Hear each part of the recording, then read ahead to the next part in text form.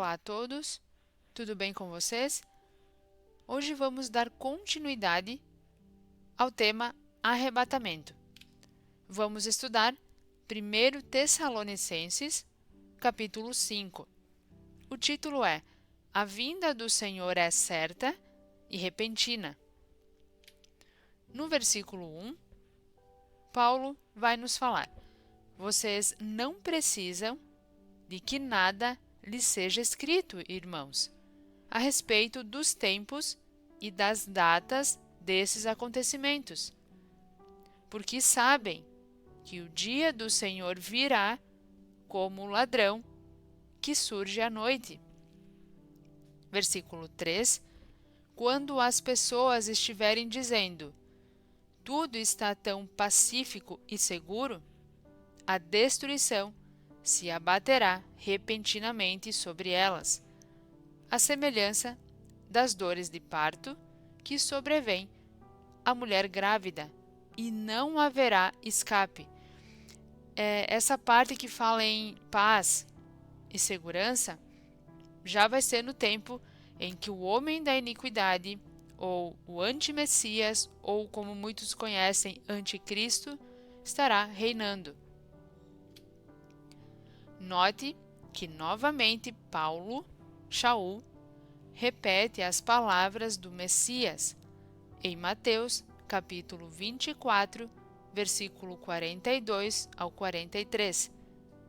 Porém, Paulo explica mais claramente quem são as pessoas que serão pegas de surpresa por esse evento, que será como a vinda de um ladrão. Primeiro, vamos relembrar as palavras do Messias.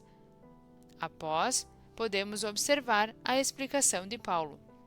Então, lá em Mateus 24, no versículo 42, o Messias nos fala: portanto, fiquem alertas, porque não sabem o dia em que seu Senhor virá. Versículo 43, mas entendam isto: se o dono da casa soubesse a que hora da noite o ladrão viria, ele ficaria acordado e não deixaria sua casa ser arrombada. Agora, vamos identificar quem são as pessoas que serão surpreendidas nesse dia.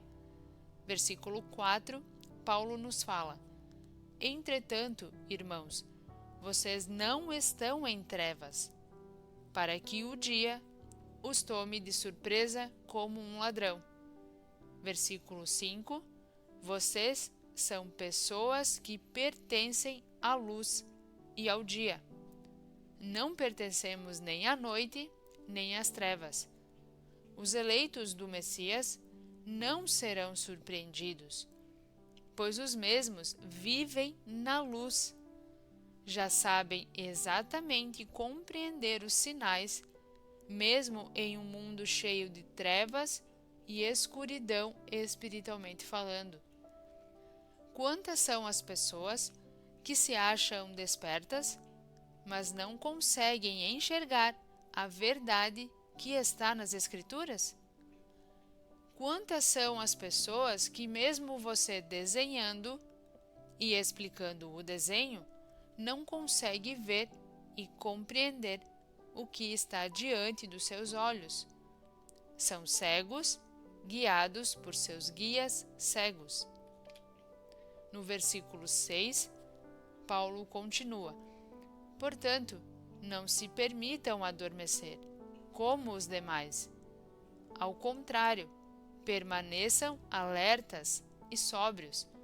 Então aqui, a grande maioria já está adormecida. Versículo 7, quem dorme, o faz à noite. Quem se embebeda, assim procede à noite. Versículo 8, pelo fato de pertencermos ao dia, permaneçamos sóbrios, revestindo-nos da confiança e do amor como uma couraça e colocando a esperança de sermos libertos como um elmo. Então, essas palavras proferidas por Paulo aqui no versículo 8 já foram ditas também pelo profeta Isaías. Yeshayahu. O título dessa profecia em Isaías é Confissão da Maldade Nacional. No versículo 17, lá de Isaías, o profeta nos fala: desse modo, a justiça é repelida e a retidão mantém-se ausente, à distância, pois a verdade tropeça na corte pública e a retidão não consegue entrar. Então esse tempo que Paulo está se referindo, que as pessoas vão estar adormecidas em trevas, é basicamente o tempo que estamos vivendo hoje. Porque hoje a verdade não pode mais ser falada. Nada, tudo é censurado, tudo o que é verdade é censurado. Tudo o que é mentira está aí em todas as TVs para que você possa ver. Então você é enganado todo dia. Sinto muito te informar isso, mas essa é a verdade. Você é enganado na escola, você é enganado na faculdade, você é enganado na TV. Em todas as redes sociais a verdade não pode mais chegar.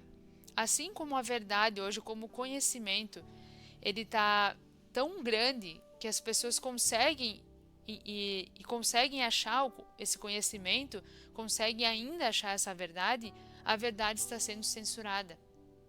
Em todos os sentidos, ela está sendo censurada. A verdade não consegue mais chegar como chegava há uns 2 anos atrás, há uns 5 anos atrás para as pessoas. Então a verdade ela está tropeçando. E a retidão, o que é reto, o que é certo, não consegue mais entrar. Hoje as pessoas simplesmente trocaram o que é certo, se tornou errado. E o que é errado perante a Bíblia se tornou certo. O mundo vive em trevas. Versículo 15. Olha que interessante. Falta honestidade. E quem abandona o mal torna-se um alvo. Então as pessoas que querem viver uma vida pautada no Criador, uma vida na verdade, elas se tornam um alvo. Elas são censuradas, elas são ridicularizadas. É isso que está acontecendo exatamente hoje. Adonai viu e ficou indignado por não haver justiça. Eu não preciso nem falar que justiça é tudo que não tem hoje, não só no que diz respeito ao Brasil. O Brasil eu acho que é o número 1, né? Mas em todo o mundo.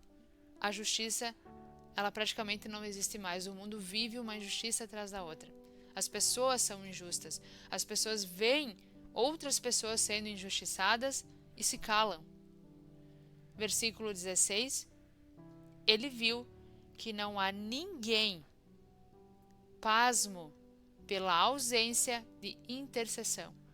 As pessoas não se surpreendem mais. Elas não têm mais aquele sentimento de, poxa, aquela pessoa está sendo injustiçada, não tem ninguém ajudando aquela pessoa, ela está sendo enganada, ela está sendo injustiçada, ninguém se preocupa, as pessoas vivem como se aquilo fosse normal, elas estão como se hipnotizadas. Tanto faz o sofrimento das pessoas ou não, não importa. Portanto, seu próprio braço, o próprio braço de quem? Do Criador, trouxe-lhe salvação, e a sua própria retidão o sustentou. Versículo 17. Ele vestiu a retidão. Esse é um dos atributos do Criador. Seguir um senso de justiça, sem desvios. Então ele vestiu a retidão como peitoral e a salvação como um elmo, ou seja, um capacete, peça de armadura medieval que protegia a cabeça. Então, a salvação foi como um capacete sobre a cabeça. Ele vestiu roupas de vingança e envolveu-se em um manto de zelo. Então, é justamente o que vai acontecer na ira do Criador, nos flagelos. O próprio Criador vai trazer a esse mundo a justiça, porque a maioria, a grande maioria, ela não consegue mais nem ter um senso de justiça. Ela não consegue nem ter um sentimento por ver a ausência de uma intercessão. A verdade, ela não chega mais nas pessoas. E quando chega, torna-se um alvo. É exatamente isso que estamos vivendo hoje.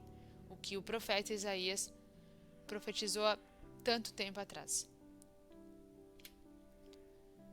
Agora continuamos em Tessalonicenses, no versículo 9, porque o Criador não deseja que experimentemos sua ira. De que ira está falando aqui? Das taças da ira do Criador, que estão relatadas no livro da Revelação ou Apocalipse, capítulo 16. O Criador envia os flagelos. O título é o primeiro flagelo. Ouvi uma forte voz do santuário dizer aos 7 anjos: vão e derramem sobre a terra as 7 taças da fúria do Criador. Então é exatamente nesse momento que vai acontecer o que o profeta Isaías profetizou aqui. O próprio Criador vai vestir como peitoral um senso de justiça, uma retidão, e como salvação um capacete e roupas de vingança. Então isso aqui vai se cumprir nas taças da fúria do Criador. Nesse momento, nós não estaremos aqui. Nós quem? Aqueles que morreram com o Messias antes da grande tribulação, os que morreram com o Messias na tribulação e os que permaneceram vivos. Então aqui, nessa parte, na hora das taças da fúria do Criador, o arrebatamento no céu, nuvens, já vai ter acontecido.